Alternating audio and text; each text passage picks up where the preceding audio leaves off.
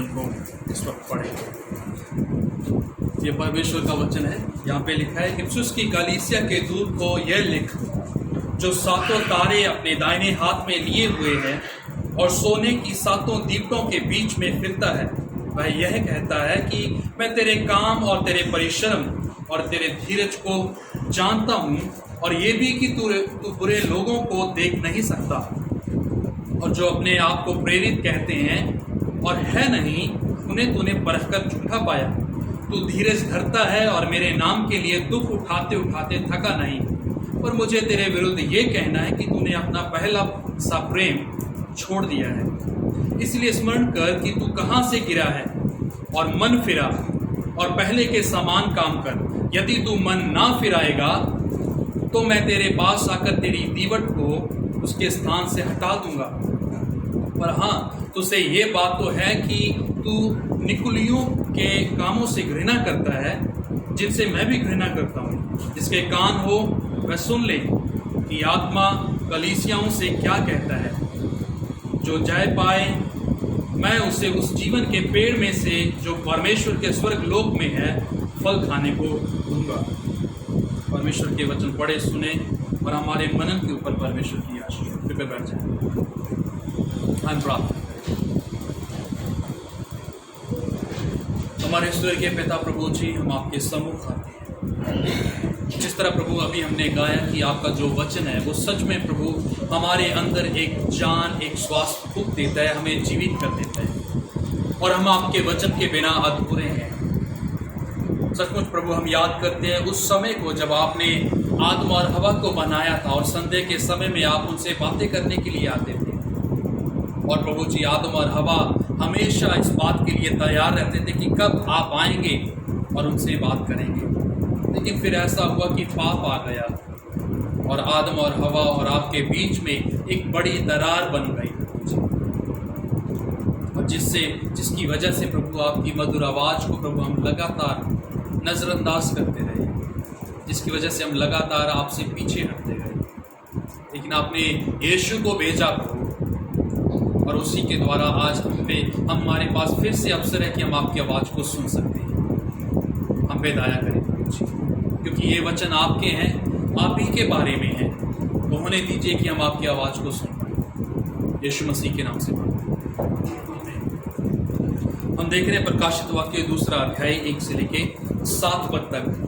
हम लगातार स्टडी कर रहे हैं प्रकाशित वाक्य में, जो अपने आप में आसान किताब नहीं है। और अक्सर क्या होता है कि हम इस किताब से भागते हैं, इस किताब से पीछा छुड़ाना चाहते हैं, और सिर्फ कुछ चुनिंदा पदों को ही हम इसमें बोलना चाहते हैं। खासतौर पे अगर हम दूसरे अध्याय की बात करें, जो दूसरा अध्याय जाना जाता है वो चौथे पद की वजह से जाना जाता है, जहाँ पे लिखा है कि तूने अपने पहले प्रेम को छोड़ दिया, तू याद कर कहाँ से गिरा है।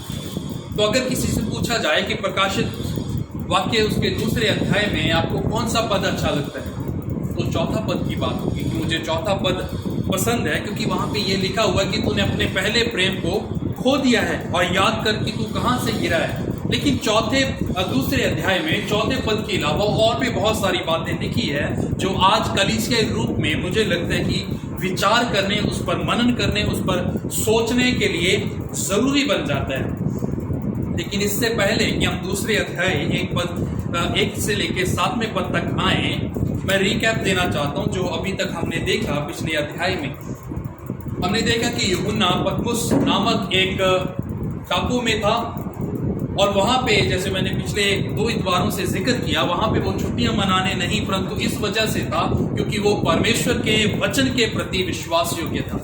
वो परमेश्वर के वचन पे लगातार जो उसकी शिक्षा थी, जो उसकी ताड़ना थी, उसी का प्रचार वो लगातार कर रहा था। और उसकी वजह से क्या हुआ, जो डोमिशियन राजा उस समय राज्य कर रहा था, जिसने ये कानून ठहराया था कि जितने लोग वहां पे हैं वो सिर्फ और सिर्फ उसी की आराधना करें, उसी ही को परमेश्वर माने, उसी की पूजा करें, और जो नहीं करेगा उसको पतमुस नामक टापू में भेज दिया जाएगा।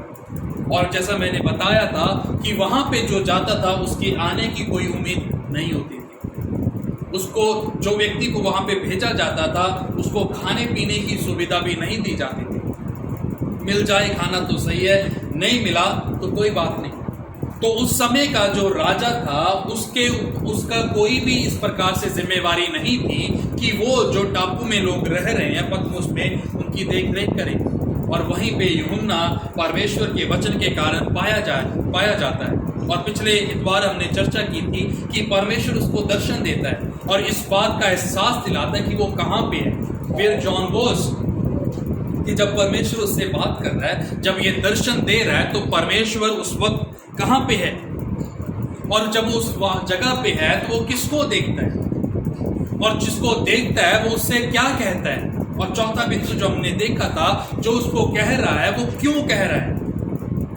यूहन्ना पतमुस में था, वो यीशु मसीह को देखता है और यीशु मसीह अपने आप को इसी कारण दिखाता है क्योंकि उस समय जो राज्य था वो डोमिशन राजा का था जो अत्याचार कर रहा था। लेकिन उसी समय परमेश्वर यूहन्ना को दिखाता है कि वास्तव में जो राजा है वो मैं हूं, वास्तव में जो राज्य कर रहा है वो मैं हूं। डोमिशन राजा जो है वो कुछ समय के लिए राजा है।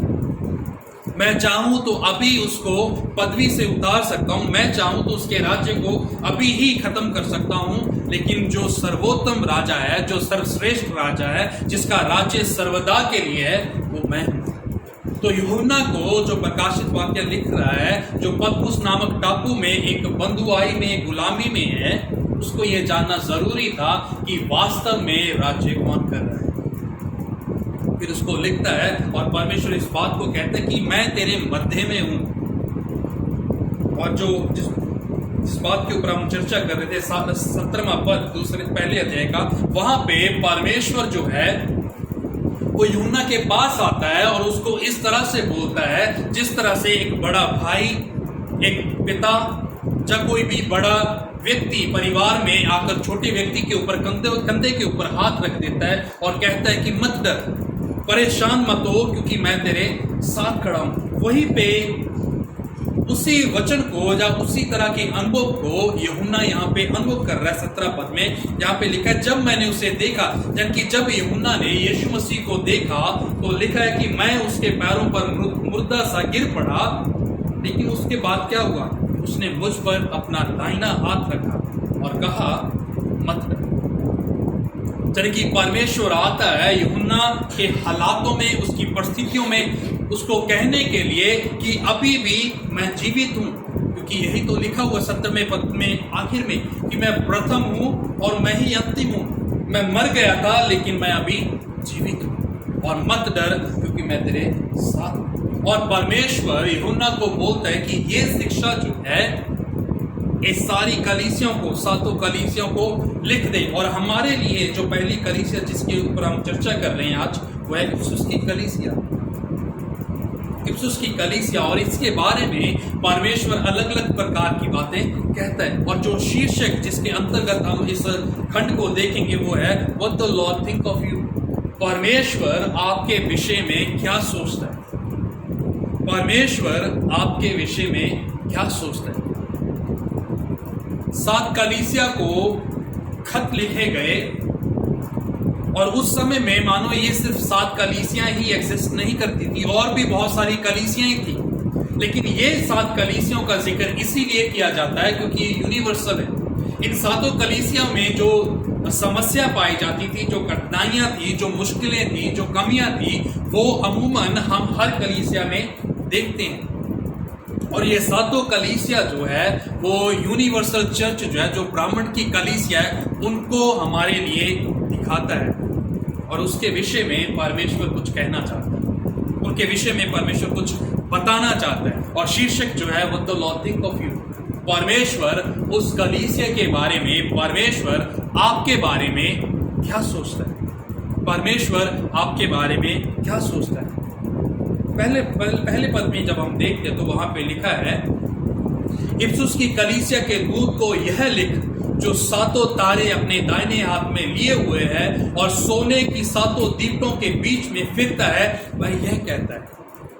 सबसे पहले इस बात को इंट्रोड्यूस करवाया गया है, परिचय दिया गया है कि कौन बोल रहा है। तो पहला बिंदु जो है द लॉर्ड स्पीक्स, वो परमेश्वर जो बोलता है, वो परमेश्वर जो बोलता है। हम अक्सर जब संसार में झांकते हैं तो हम बात करना चाहते हैं, अपने विचारों को, अपनी भावनाओं को, अपने अपने अपने आप को, अपने व्यक्तित्व को खोलना चाहते हैं। लेकिन यहाँ पे हम पाते हैं कि परमेश्वर जो है वो कलीसिया को कुछ कह रहा है। क्या कहता है? वो कहता है जो सातों तारे अपने दाहिने हाथ में लिए हुए हैं और सोने की सातों दीपकों के बीच में फिरता है, वो ये कहता है कि जो परमेश्वर है वो कह रहे हैं। तो जो शब्द है जो दूसरे और तीसरे अध्याय में लिखा गया है, वो किसी व्यक्ति की रचना नहीं है। वो कोई विशेष या प्रचलित व्यक्ति कलीसिया के बारे में नहीं कह रहा, या किसी विशेष व्यक्ति के या किसी मुखिया के विचार नहीं है कि कलीसिया ऐसी है या कलीसिया वैसी है, परंतु ये परमेश्वर है जो बोलता है। और परमेश्वर जो है वो इस खत को लिखवाता है यूहन्ना की कलम से, और वो कहता है कि लिख। परमेश्वर बोलता है, परमेश्वर बोलते हैं। हम अक्सर शुरू में जब हम उत्पत्ति की पुस्तक में जाते हैं तो परमेश्वर ने जब सृष्टि की रचना की तो कैसे की? क्या बोला परमेश्वर ने? सिर्फ वचन दिया और लिखा है परमेश्वर ने कहा कि ज्योति हो जाए, तो क्या हुआ? ज्योति हो गई। उसने कहा कि पानी जो है वो अलग हो जाए, तो पानी जो था वो अलग हो गए। तो जिस तरह से परमेश्वर बोलता गया वैसे का वैसा ही होता गया। तो कहने का तात्पर्य ये है कि जो परमेश्वर है वो गूंगा बहरा परमेश्वर नहीं है, परंतु वो परमेश्वर जो है वो बोलता है, वो बात करता है, वो अपने आप को बताता है कि वो कौन है। वही परमेश्वर जो मूसा से उस झाड़ी से बोला, वही परमेश्वर जो शमूएल नबी से, जब वो एक छोटा बालक ही था जिसको उसने बुलाया, तो शमूएल ने कहा, जब भी शमूएल को बुलाया गया, परमेश्वर ने बुलाया, कहा शमूएल शमूएल, तो वो तुरंत भाग के एली के पास चला जाता था। अब वो कहता था कि क्या आपने बुलाया? तो वो कहता था कि नहीं, मैंने आवाज नहीं दी, मैंने नहीं बुलाया। दूसरी बार फिर वैसा ही हुआ, लेकिन तीसरी बार जब वो गया तो बताया गया है कि एली ने बोला कि अभी जब तू आवाज सुने तो कहना कि हे परमेश्वर मैं सुनता हूं। तो परमेश्वर की आवाज को शमूएल नबी सुनता है। और इसी प्रकार से हम थ्रू आउट द बाइबल, पुराने नियम में और नए नियम में परमेश्वर को बोलते हुए देखते हैं। चाहे वो चिन्ह और चमत्कार हो, चाहे चंगाइयां हो, चाहे मृतकों को जीवित करना हो, परमेश्वर बोलता है। लाजरस जब 4 दिनों का मृतक हो गया था, कब्र में रखा गया था, तो यीशु मसीह ने आया और कहा, हे लाजरस कब्र से बाहर आ जाए। तो परमेश्वर ने शब्द को बोला और वो हो गए। ऐसे ही जब एक सूबेदार अपने नौकर के विषय में मसीह के पास आया और उसकी चंगाई के लिए विनती की कि तो उसको बोलने लगा कि तू यहीं से कह दे और मेरा नौकर जो है वो वहां पे ठीक हो जाए। यानी कि यीशु मसीह बोलते हैं, परमेश्वर जो है वो बोलता है। और अब इस समय में दूसरे अध्याय में परमेश्वर जो है वो कलीसिया के लिए, कलीसिया को बोल रहा है। और आगे हम 2 बिंदुओं में देखेंगे कि परमेश्वर जो है वो कलीसियों के विषय में क्या कहता है। दूसरा बिंदु जो है द लॉर्ड हू नोस, पर वो परमेश्वर जो जानता है। अगर हम इसमें देखें 1 से लेके 7 पद तक, तो ये शब्द जो है इंग्लिश बाइबल में 2 दफा आता है। वहां पे लिखा गया, पहले तो आता है दूसरे पद में और उसके बाद तीसरे पद में पहले ही से शुरू हो जाता है। यहाँ पे लिखा है मैं जानता हूं, लेकिन हिंदी बाइबल में इस तरह से शुरू नहीं होता है। लेकिन दूसरे और तीसरे पद को जब हम इंग्लिश भाषा में पढ़ते हैं तो वहां पे लिखा है द लॉर्ड नोस, कि जो परमेश्वर है वो जानता है। क्या जानता है वो परमेश्वर? लिखा है, परमेश्वर कहता है मैं तेरे काम और तेरे परिश्रम और तेरे धीरज को जानता हूं। मैं जानता हूं कैसे कि तू बुरे लोगों को देख नहीं सकता। मैं जानता हूं जो अपने आप को प्रेरित कहते हैं और है नहीं, तो उन्हें परख कर झूठा पाया। तू धीरज रखता है, ये भी मैं जानता हूं। मैं तेरे नाम के लिए और मेरे नाम के लिए तुम दुख उठाते हो, थकते नहीं हो, ये भी मैं जानता हूं। लेकिन एक दुविधा है। अच्छा होता अगर ये खंड जो है, जो यीशु मसीह को कलीसिया के विषय में कहना था, वो 4 पद तक खत्म हो जाए, अच्छा था। क्योंकि जब भी हम किसी को फोन करते हैं, या किसी को खत लिखते हैं, किसी को मैसेज करते हैं, उसमें हम कोई भी बुरी खबर नहीं देना चाहते। जब भी हमें किसी को कभी कोई हमसे बोलता है कि मुझे आपसे बात करनी है, हमें अक्सर हम चिंता में पड़ जाते हैं, सोचने लग जाते हैं कि क्या बात हो, सोचने लग जाते हैं कि वो मेरे विषय में क्या कहेगा। और जब ये खत जो कलीसिया के अगुवे हैं वो कलीसिया के सामने खोलेंगे इस खत को, परमेश्वर ने जो लिखा है, वो भी इस बात को जानना चाहते कि परमेश्वर वास्तव में कहना क्या चाहता है, हमारी प्रशंसा करेगा। क्योंकि यही तो हम चाहते हैं कि जब भी लोग हमारे बारे में बात करें तो हमारी प्रशंसा हो कि हम कितने अच्छे हैं, हम कितने भले व्यक्ति हैं, हम कितने कितने महान हैं, कितने अच्छे व्यक्ति हैं, हमारे जैसा कोई भी नहीं। और मुझे लगता है कि कलीसिया, जब हम इफिसुस की कलीसिया के बारे में बात करते हैं जो पौलुस के द्वारा ठहराई गई थी, उसका निर्माण किया गया था, और पूरी कलीसिया को, इफिसुस की कलीसिया को पूरी पत्री लिखी गई थी। और वो कलीसिया एक ऐसी कलीसिया थी जहां पे पौलुस ने बहुत सारा समय बिताया था। 3 साल वो वहां पे रहा था, उनको एजुकेट करने के लिए, उनको सिखाने के लिए। और जब हम इफिसियों की पत्री पहले 3 अध्याय पढ़ते हैं तो वहां पे पौलुस हर बात को निचोड़ खोल के उनके सामने रख देता है कि उनका व्यक्तिगत जीवन किस तरह से होना चाहिए। लेकिन जैसे हम 4थे अध्याय उसके पहले पद में आते हैं तो वहां पे लिखा है कि तुम अपने बुलाए जाने के अनुसार अपने जीवन को जियो। Walk worthy of your calling, अपने बुलाहट के अनुसार अपने जीवन को जियो। इसका अर्थ यह है कि वो अपने जीवन को जी नहीं रहे। वो जिस तरह से जिस काम के लिए ठहराए गए थे, वो उस काम के लिए उस कार्य को या उस जीवन को अपने अनुसार नहीं जी रहे थे।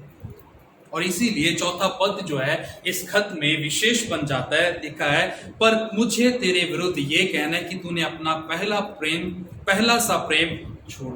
बाकी सब सही है, तू चर्च आता है, दशवांश भी देता है, भेंट भी देता है, बाइबल भी पढ़ता है, गीत भी गाता है, लेकिन एक बात खलती है मुझे।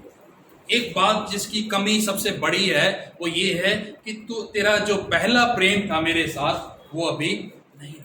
हम अक्सर बात करते हैं, जब मसीह की बात करते हैं, जब मसीहत क्रिश्चियनिटी की बात करते हैं, तो हम इस तरह से उसको परिभाषित करते हैं कि क्रिश्चियनिटी जो है वो क्या है, मसीहत जो वो क्या है, कि परमेश्वर ने हमसे प्रेम किया।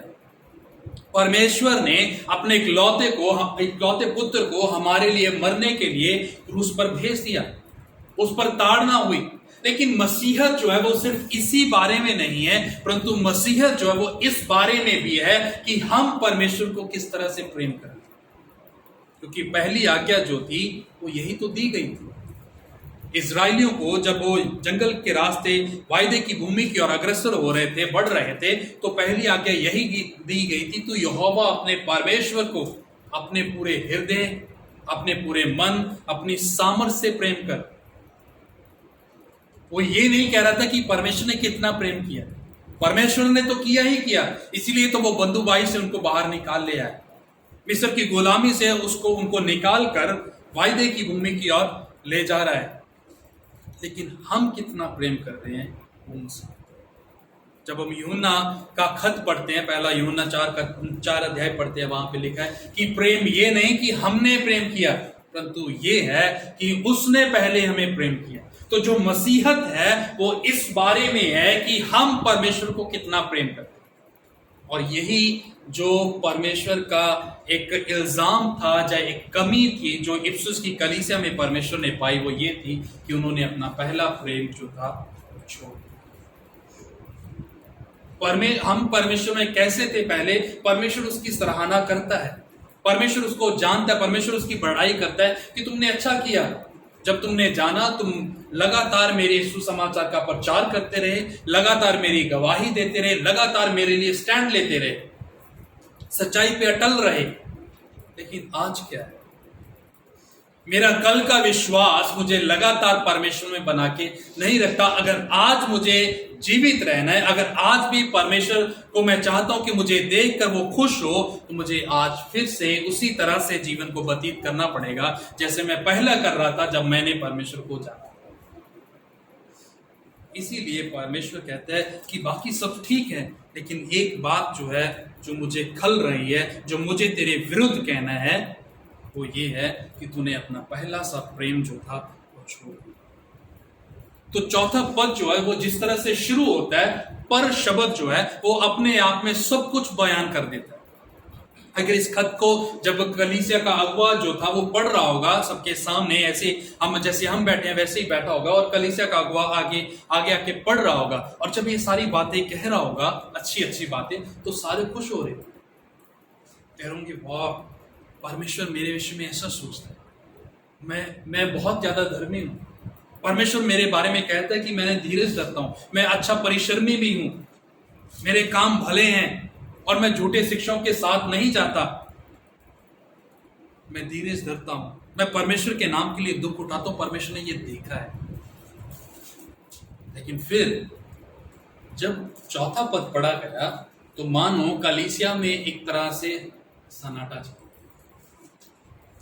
जब चौथा पद पढ़ा गया तो हो सकता है कि बहुत लोग जो वहां पे बैठे होंगे तो कह रहे होंगे शायद ये गलती से लिखा, नहीं ऐसा तो नहीं है, हम ऐसे नहीं, हम आज भी परमेश्वर में बने हुए हैं, हम आज भी परमेश्वर के वचनों के ऊपर मनन कर रहे हैं, क्योंकि हम में वो व्यक्ति तब पाया जाता है, हम में वो स्वभाव पाया जाता है कि हमें आता है कि हमने किस तरह से अपने आप को जस्टिफाई करना है, जिस तरह से हम लोगों के सामने अपनी सफाई अच्छे से पेश कर लेते हैं, और हम अक्सर ये बात को दर्शा देते कि कमी हम में नहीं, गलती मेरे में नहीं थी, दूसरा व्यक्ति गलत था। और वही चीज को लेके कलीसिया के लोग जो हैं वो परमेश्वर के पास पहुंचते नहीं। परमेश्वर ठीक है, जो पहले आपने किया वो उसके साथ हम एग्री कर रहे हैं, हम सहमत हैं, लेकिन जो चौथे पद में बोल दिया वो वैसा मैं नहीं, ये शायद हो सकता है जो मेरे साथ वाला है वो हो सकते, लेकिन मैं ऐसा नहीं हूं, मैं बिल्कुल साफ हूं। जो चारों बातें शुरू में बोली गई दूसरे तीसरे पद में वो मेरे में पूरी पूरी हैं, लेकिन चौथे पद में जो बात लिखी गई है वो गलती से लिखी, वो मेरे पे लागू नहीं होती है, वो दूसरे पे लागू। मैं तो आज भी आपसे उतना ही प्रेम करता हूं। अगर मेरे से पूछो कि मेरा पहला प्रेम कौन है, मैं मेरे जीवन में प्रथम स्थान किसका है, परमेश्वर, मैं आप ही का नाम लेता हूं, और हम ऐसा ही करते हैं। क्योंकि अगर ये परमेश्वर के लिए मायने नहीं रखता कि परमेश्वर अगर इसी बात में खुश होता कि वो हमसे कितना प्रेम करता है, तो ये पद लिखने की जरूरत नहीं पड़ती। अगर परमेश्वर का प्रेम ही सब कुछ होता और परमेश्वर डिमांड ना करता कि हम भी उससे वैसा प्रेम करें, तो ये पद ही होना ही नहीं था। तो इसीलिए जब हम मसीह में हैं तो हम किस तरह से अपने जीवन को व्यक्त कर रहे हैं, जब किस तरह से हम अपने जीवन को परमेश्वर के प्रति जो हमारा प्रेम है उसको दिखा रहे हैं, वो मायने रखता है। इसीलिए यीशु मसीह ने 10 आज्ञा जो इजरायली लोगों को जंगल में दी गई थी उसको ठुकराया नहीं।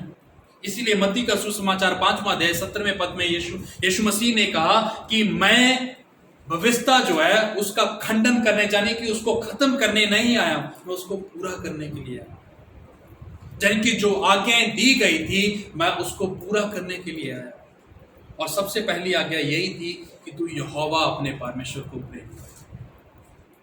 और देखा जाए, पूछा जाए तो यीशु मसीह का पहला प्रेम कौन था? उसकी कलीसिया नहीं थी, उसके चेले नहीं थे, उसकी सेवा करने वाले चेले नहीं थे, उसकी परोहनचारी करने वाले जो गांव के लोग थे, उस शहर के, उस कस्बे के लोग थे, वो नहीं थे। उसका पहला प्रेम जो था, उसके जीवन में जो प्रथम स्थान था वो पिता का था। इसलिए यूहन्ना के सुसमाचार में वो कहता है कि मेरा जो भोजन है वो मेरा भोजन जो है मेरी पिता की इच्छा को पूरा करना, वो है मेरा भोजन। और मरकुस के सुसमाचार में जब हम जाते वहां पे पाते हैं कि जब तक यीशु मसीह अपने पिता से बात ना कर लेता तब तक किसी से बात वो नहीं। और मुझे तेरे विरुद्ध ये कहना है कि तूने अपना पहला सा प्रेम। दुविधा की बात ये है कि आज भी जो सो कॉल्ड क्रिश्चियंस हैं, जो अपने आप को मसीही कहलाते हैं, वो दूसरे और तीसरे पद को पढ़कर ही खुश होते हैं। वो चौथे पद में आना ही नहीं चाहते, क्योंकि जो चीजें मुझे परमेश्वर बोलने लग जाएगा कि तू वैसा है वैसा है, मैं वहां से उठ के चला जाऊंगा। क्योंकि हम अगर अपने व्यक्तिगत जीवन को भी देखें, अगर मेरे सामने कोई व्यक्ति बैठा है, अगर मैं उसके बारे में कुछ अच्छा बोलता रहूं, उसकी बढ़ाई करता रहूं, उसकी प्रशंसा करता रहूं और बताता रहूं कि वो कितना नेक व्यक्ति है, उसको अच्छा लगेगा सुन, और मन ही मन में वो बोलता रहेगा कि थोड़ा कुछ और भी बोलो और इसमें कुछ और ऐड करके बोलो, मुझे अच्छा लगता है। लेकिन जैसे ही आप बोलोगे आप में गलती है, आप निकम्मे हो, आप में ये सारे अवगुण जो हैं वो पाए जाते हैं, आप में ये सारी त्रुटियां पाई जाती हैं, तो क्या होगा? कानों में खुजली होने लगती है। और वही चीजें जो परमेश्वर का वचन हमारे जीवन में करता है, परमेश्वर का वचन अक्सर हमें अनकंफर्टेबल कर देता है कि हम उसकी आवाज को सुनना नहीं चाहते। याद करो उस दृश्य को, जब आराधनालय में, मंदिर में एक चुंगी लेने वाला और एक फरीसी प्रार्थना करने के लिए गया। चुंगी लेने वाला जो कोने में गया, कोने में जाके बैठ गया, अपनी प्रार्थना को अर्पित किया और उसने इतनी भी कोशिश ना की कि अपनी आंखों को आकाश की ओर बढ़ाता, लेकिन चुपचाप कोने में बैठा और अपनी प्रार्थना को किया। लेकिन उसी प्रकार वहां पे एक फरीसी भी आया जो बढ़ा चढ़ा के बोलने लगा और कहने लगा कि हे परमेश्वर, मैं इस व्यक्ति की तरह नहीं हूं, मैं भला हूं, मैं अच्छा हूं, सारे गुण जो तुझे पसंद है वो मुझ में पाए जाते हैं। लेकिन किसकी प्रार्थना है? अक्सर चुंगी लेने वाले की, क्योंकि उसने अपने आप को दीन किया, उसने अपने आप की कमियों को देखा। जो परमेश्वर को से उसके विषय में कहना था कि तू पापी है और तुझे आज भी पश्चाताप करने की जरूरत है, तो उस चुंगी लेने वाले ने सुना और अंततः परमेश्वर ने उसको ग्रहण किया। लेकिन वहीं पे जो फरीसी था उसको ग्रहण नहीं किया गया, उसकी प्रार्थना को अनसुना कर दिया गया। और आज मुझे लगता है कलीसियाई रूप में परमेश्वर के लोग होने के नाते हमें भी अपने अंदर झांकने की जरूरत है, क्योंकि ये जो बोला जा रहा है वो अन्य जातियों को नहीं बोला जाता कि तुम में जो पहला प्रेम था वो खो दिया। ये मसीह लोगों को बोल रहे हैं, मसीह लोगों को। इफिसुस की कलीसिया जो अपने आप में भरपूरी की कलीसिया थी, जो वरदानों से भरी हुई कलीसिया थी, जो आत्मिक कलीसिया थी, इसीलिए तो सारे गुण पाए गए थे। लेकिन एक समय आया जब वो रिलैक्स हो, एक समय आया जो उनको लगने लगा कि हम तो अभी धर्मी हो गए, तो तब ही आक्रमण हुआ। और परमेश्वर कहते हैं कि मुझे ये आपके विरुद्ध है। और मानो जो दूसरे और तीसरे पद में परमेश्वर ने अभी कहा था वो एक तरफा है और चौथा पद एक तरफा है, जो चौथे पद में कह रहा है वो भारी पड़ जाता है, वो भारी पड़ जाता है उन सारी बातों के आगे जो दूसरे और तीसरे पद में कही गई। उसके बाद आता है, मैं पांचवा पद छोड़ रहा हूं, मैं इस पे वापस लौटूंगा। 6 पद में फिर कहता है, पर हाँ तुझ में ये बात तो है कि तू निकुलियों के कामों से घृणा करता है, जिनसे मैं भी घृणा करता हूं। यानी कि ये एक ऐसा समूह था जो झूठी शिक्षा को फैलाते थे, परमेश्वर के बारे में गलत शिक्षा देते थे। और परमेश्वर बोलते कि मुझे खुशी है कि तू उन लोगों का हिस्सा नहीं है, तू उनसे घृणा करता है, उनसे नफरत करता है, और मैं भी उनसे नफरत करता हूं। लेकिन मुझे जो एक बात तेरे विरुद्ध कहनी है वो यही है कि तूने अपने पहले प्रेम को खो दिया। 5वां पद में आता हूं, इसीलिए स्मरण कर कि तू कहां से, रिमेंबर, याद कर, अपने अंदर झांक कि तू कहां से गिरा है। परमेश्वर ने तुझे कहां पे ठहराया था जब तूने जाना था परमेश्वर, जब परमेश्वर पे विश्वास किया था, तू कहां पे था और आज। हम अक्सर जब हम प्रभु में आते हैं, परमेश्वर अपने अनुग्रह में अपने आप को हम पे प्रकट करता है और हमें काबिल बनाता है कि हम उसमें विश्वास कर सकें। लेकिन एक समय आता है हम रिलैक्स हो जाते हैं, आराम का जीवन व्यतीत करते हैं, हम मसीह हो, तो हम गिनने लगते हैं कि इतने साल से मैं मसीह हूं, 5 साल से, 10 साल से, 15 साल से मैं मसीह हो गया।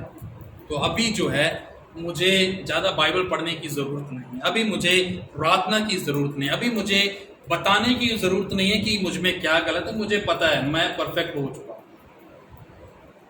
लेकिन जब हम ऐसा सोच लेते हैं कि मैं परफेक्ट हो गया हूँ, वो ही सबसे ज़्यादा खतरनाक स्थान है कि हम गिर गए।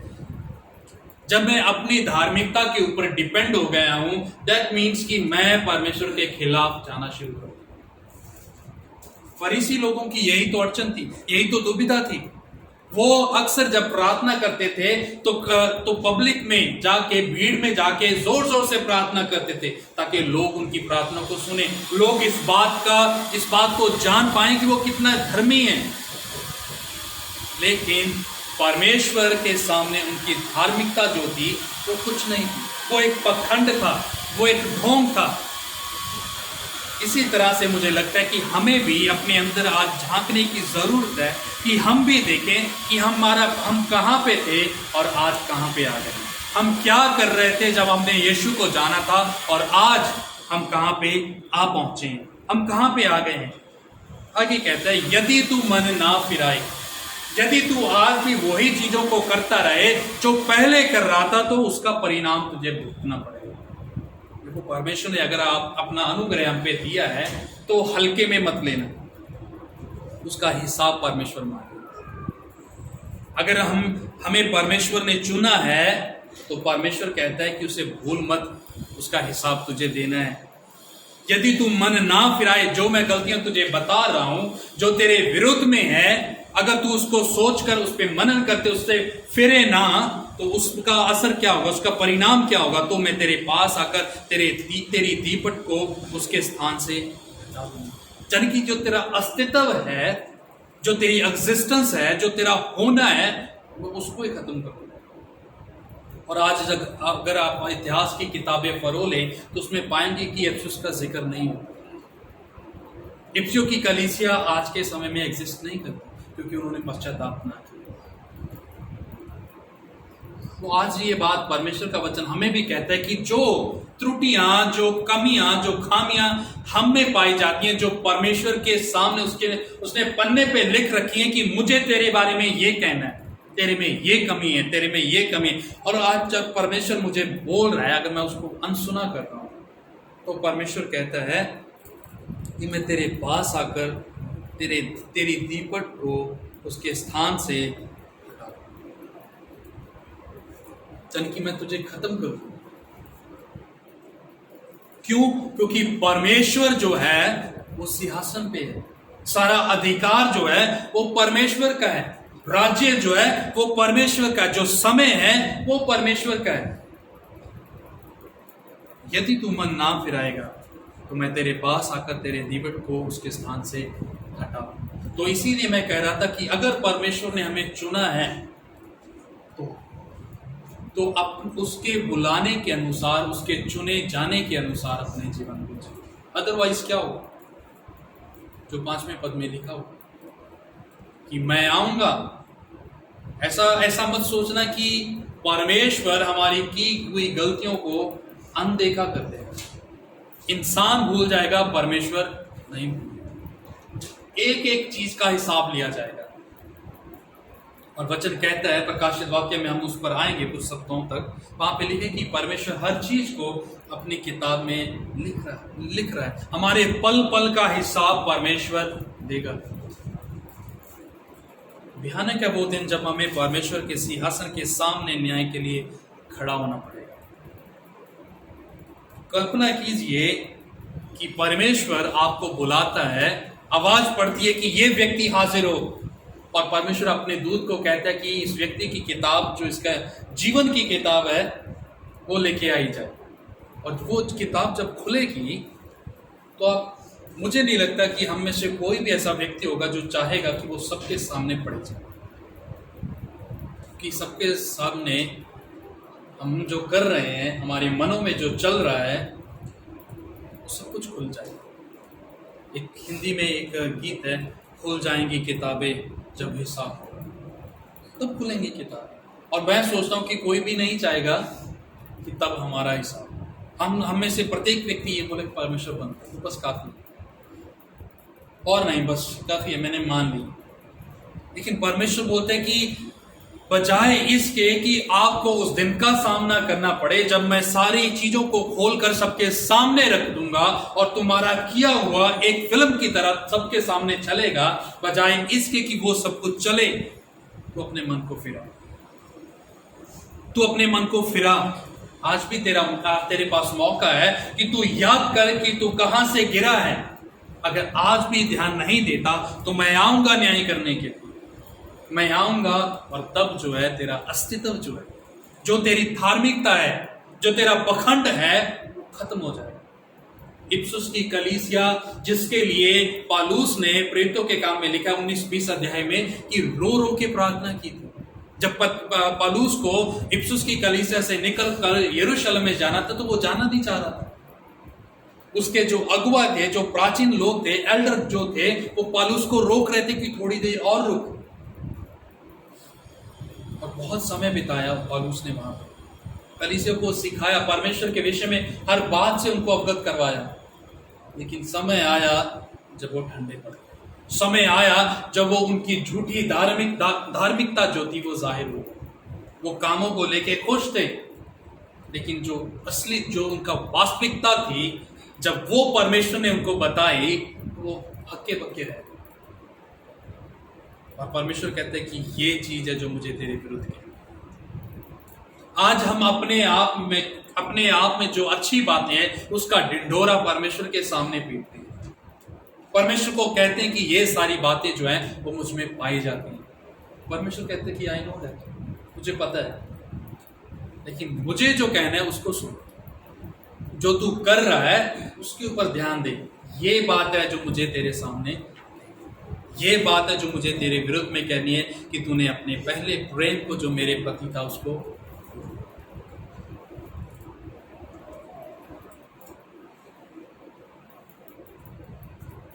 तीसरा बिंदु जो हम देखते हैं, द लॉर्ड हू रिवॉर्ड्स, वो परमेश्वर जो इनाम देता है, वो परमेश्वर जो पुरस्कार देता है, द लॉर्ड हू रिवॉर्ड्स।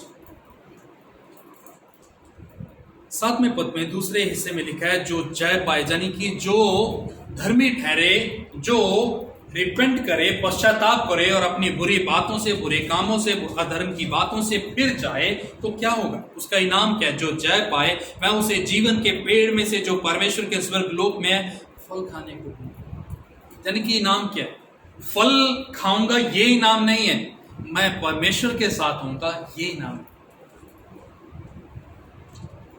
तो हम जब परमेश्वर में चल रहे हैं, परमेश्वर के साथ चल रहे हैं, परमेश्वर में विश्वास कर रहे हैं, तो हमारा परमेश्वर में विश्वास करना व्यर्थ नहीं जाएगा। हम आज तो दुख झेल रहे हैं, आज हमारी परिस्थितियां हमारे विपरीत हैं, हमारे अनुकूलन नहीं है, लेकिन परमेश्वर कहते हैं कि अगर तू फिर से मेरे पास लौट आए, अगर तू मेरे अपने बुरे कामों से मन फिरा ले, अगर तू पश्चाताप करे, तो क्या हो? तू मेरे साथ मेरे स्वर्गलोक में मेरे पेड़ से फल खा। तो ये इनाम है हमारी, जो परमेश्वर के साथ हमारी जो बुलाहट परमेश्वर ने हमें दी है, यदि हम उसके अनुसार अपने जीवन को देते हैं, जीते हैं, तो परमेश्वर बोलते हैं कि अंततः पुरस्कार जो है वो तुम्हारा। फिलिप्पियों की पत्री 3 अध्याय 14 और 15वां वचन जब हम पढ़ते हैं, वहां पे पौलुस कहता है कि पिछला सब भूल कर मैं आगे को बढ़ता जा रहा हूं ताकि उस इनाम को पालूं, उस पुरस्कार को पालूं जो मसीह यीशु ने मेरे लिए ठहराया। कौन सा फल है? यही तो पुरस्कार है जिसके लिए पौलुस कहते कि मैंने हर चीज को जो मेरे लाभ की थी उसको कूड़ा करकट समझ लिया। मैंने अपनी झूठी धार्मिकता, जो मैं घमंड करता था कि मैं फरीसी हूं, मुझे व्यवस्था पे मनन करता हूं, मुझे व्यवस्था याद है, उन सब चीजों को मैंने कूड़ा करकट समझा, क्योंकि वही तो रुकावट बन रही थी मेरे और परमेश्वर के बीच। उन सब चीजों को मैंने पीछे छोड़ दिया ताकि मैं उस इनाम को पालूं जो मसीह ने मेरे लिए रखा। लेकिन मुझे नहीं लगता कि कभी भी हम उस इनाम को अपने आप को याद दिलाते। हमें लगता है कि जिंदगी यहीं पे है, कहीं ना कहीं हमें किसी ने बताया जरूर होगा कि स्वर्ग नरक है।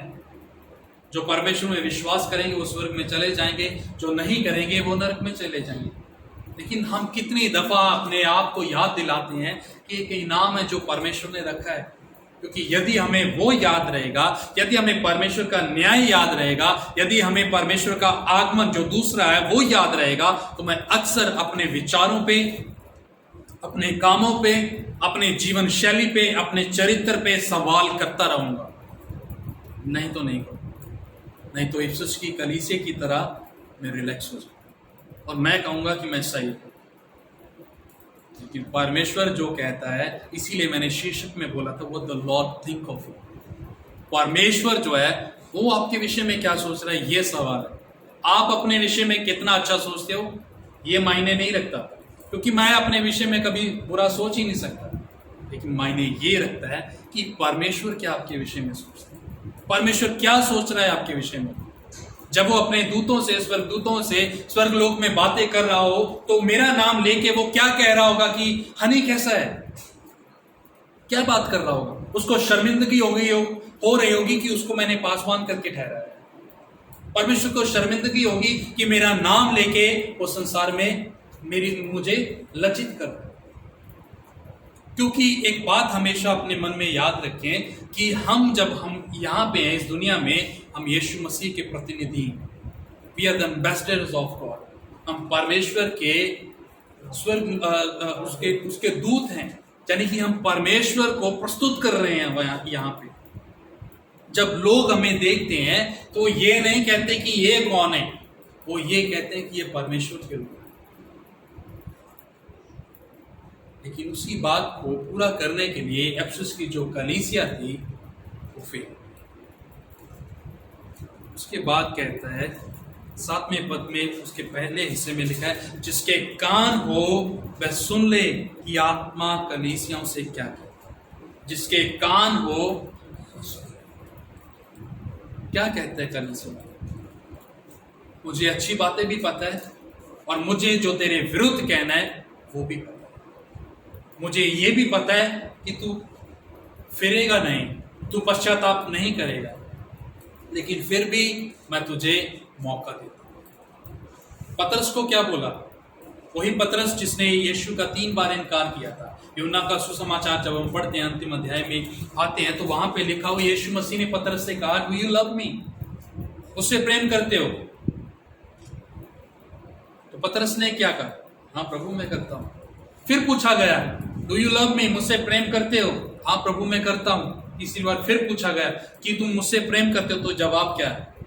प्रभु आप जानते हो, प्रभु आप जानते हो, आपको पता है कि मैं प्रेम करता हूं कि नहीं करता। मेरे कहने से फर्क नहीं पड़ता कि मैं परमेश्वर को प्रेम करता हूं कि नहीं। परमेश्वर को क्या पता है मेरे बारे में, उसको पता है कि मैं करता हूं कि नहीं।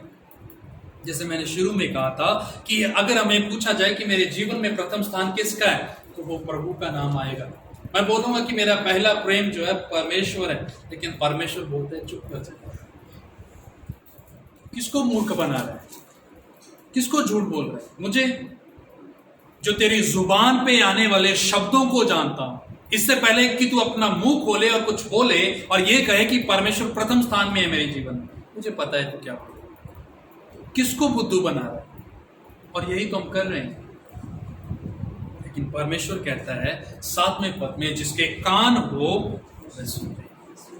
कि परमेश्वर बोलता है, परमेश्वर जानता है और परमेश्वर पुरस्कार देता है। दोनों तरफ है।